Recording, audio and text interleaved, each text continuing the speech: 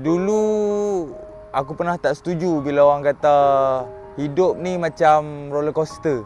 Roller coaster kan, dia ada naik, ada turun, ada kat atas dah, ada kat bawah dah.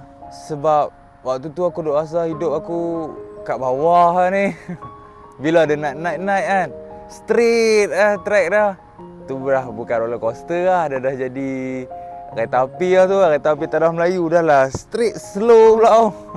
Tapi bila aku fikir balik, setiap orang dia ada track roller coaster masing-masing. Aku track aku, hang track hang lah kan. Kita bagi contoh dua orang. Ada seorang orang kaya, ada seorang orang miskin. Tapi pada hari tu, waktu tu depa dua orang ni makan menu yang sama, nasi bujang. Tapi untuk orang kaya ni, dia titik paling rendah dalam hidup dia. Selama ni duk makan sedap ni tak pernah fikir pun kan. Tiba-tiba nak kena kira duit beli nasi bujang, berat lah untuk dia kan. Tapi untuk yang miskin ni, alhamdulillah rezeki.